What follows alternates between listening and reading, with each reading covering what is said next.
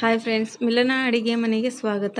ಇವತ್ತು ಸಿಂಪಲ್ ಆಗಿರುವಂಥ ಒಂದು ಹೆಸರು ಬೇಳೆ ಸಾರನ್ನ ಯಾವ ರೀತಿ ಮಾಡೋದು ಅಂತ ತಿಳಿಸ್ಕೊಡ್ತೀನಿ. ಇದಕ್ಕೆ ಬೇಕಾಗಿರುವಂಥ ಪದಾರ್ಥ: ಒಂದು ಸಣ್ಣ ಗ್ಲಾಸ್ ಹೆಸರು ಬೇಳೆ, ಒಂದು ಈರುಳ್ಳಿ, 5ರಿಂದ 6 ಎಸಳು ಬೆಳ್ಳುಳ್ಳಿ, ಒಂದು ಸಣ್ಣ ಟೊಮೊಟೊ, ಕರಿಬೇವು, ಕೊತ್ತಂಬರಿ, ಅರ್ಧ ಹೋಳು ನಿಂಬೆಹಣ್ಣು, ಉಪ್ಪು.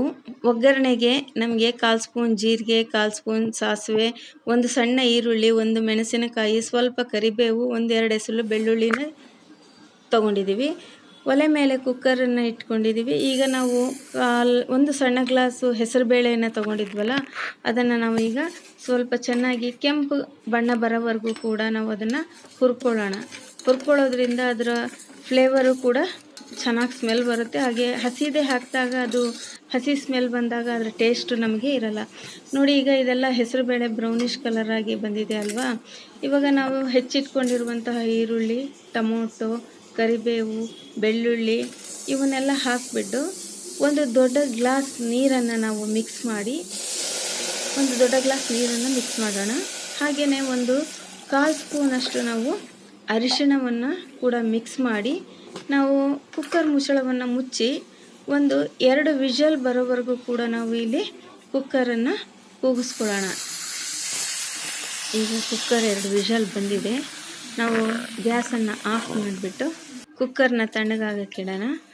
ಅದರ ಅಷ್ಟರೊಳಗೆ ಒಂದು ಪ್ಯಾನಲ್ಲಿ ನಾವು 2 ಸ್ಪೂನ್ ಎಣ್ಣೆಯನ್ನು ತಗೊಂಡು ಸ್ವಲ್ಪ ಸಾಸಿವೆ, ಸ್ವಲ್ಪ ಜೀರಿಗೆ, ಹಾಗೆಯೇ ಬೆಳ್ಳುಳ್ಳಿಯನ್ನು ಸಣ್ಣದಾಗಿ ಹೆಚ್ಚಿಕೊಂಡಿದ್ದೀವಲ್ಲ ಅದನ್ನು, ಬೆಳ್ಳುಳ್ಳಿ ಹಾಗೂ ಈರುಳ್ಳಿಯನ್ನು ನಾವು ಒಗ್ಗರಣೆಯಲ್ಲಿ ಹಾಕ್ಕೊಳ್ಳೋಣ. ಹಾಗೆ ಒಂದು ಒಣಮೆಣಸಿನಕಾಯಿ.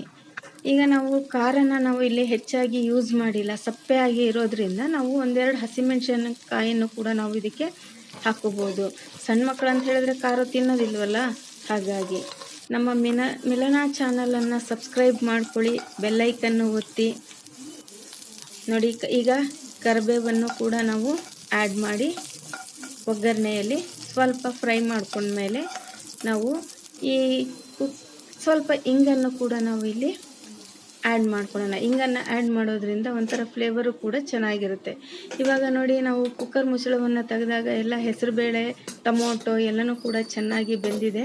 ಇವಾಗ ನಾವು ಬೇಳೆ ಮಸಿಯೋದ್ರಲ್ಲಿ ಅದನ್ನು ನುಣ್ಣಗೆ ಸ್ವಲ್ಪ ಸ್ಮ್ಯಾಶ್ ಮಾಡಿಕೊಂಡು ಈ ಒಗ್ಗರಣೆಗೆ ನಾವು ಅದನ್ನು ಮಿಕ್ಸ್ ಮಾಡಿಬಿಡೋಣ. ಮಿಕ್ಸ್ ಮಾಡಿ ರುಚಿಗೆ ತಕ್ಕಷ್ಟು ಸ್ವಲ್ಪ ಉಪ್ಪನ್ನು ಕೂಡ ನಾವು ಅಲ್ಲಿ ಹಾಕ್ಕೊಳ್ಳೋಣ. ಹಾಕಿ ಸ್ವಲ್ಪ ಸ್ಪೂನಲ್ಲಿ, ಚಮಚದಲ್ಲಿ ಹೀಗೆ ನಾವು ಅದು ಒಗ್ಗರಣೆ ಎಲ್ಲ ಮಿಕ್ಸ್ ಆಗೋವರೆಗೂ, ಹಾಗೆ ಒಂದು ಕುದಿ ಬರೋವರೆಗೂ ಕೂಡ ನಾವು ಇಲ್ಲಿ ಒಲೆ ಮೇಲೆ ಇಡೋಣ. ಇದ್ರ ಮೇಲೆ ನಮಗೆ ಸ್ವಲ್ಪ ಕೊತ್ತಂಬರಿಯನ್ನು ಕೂಡ ನಾವು ಹಾಕೋಣ. ನೋಡಲಿಕ್ಕೂ ಕೂಡ ಚೆನ್ನಾಗಿರುತ್ತೆ. ನಾವಿಲ್ಲಿ ಧನಿಯಾ ಪೌಡರ್ ಯಾವುದನ್ನು ಯೂಸ್ ಮಾಡಿಲ್ವಲ್ಲ, ಹಾಗಾಗಿ ಅದೇ ನಮಗೆ ಫ್ಲೇವರ್ ಕೂಡ ಚೆನ್ನಾಗಿ ಸಿಗುತ್ತೆ. ಲಾಸ್ಟಿಗೆ ಒಂದು ಸ್ವಲ್ಪ ಅರ್ಧ ಹೋಳು ನಿಂಬೆಹಣ್ಣು ಇಟ್ಕೊಂಡಿದ್ವಲ್ಲ ಅದನ್ನು ನಾವು ಹಿಂಡೋಣ. ಈಗ ನೋಡಿ, ನಮ್ಮ ಹೆಸರು ಬೇಳೆ ಸಾರು ನೋಡಲಿಕ್ಕೆ ಚೆನ್ನಾಗಿದೆ, ಸವಿಲಿಕ್ಕೂ ಚೆನ್ನಾಗಿದೆ. ಬನ್ನಿ ಎಲ್ಲ ಊಟ ಮಾಡೋಣ.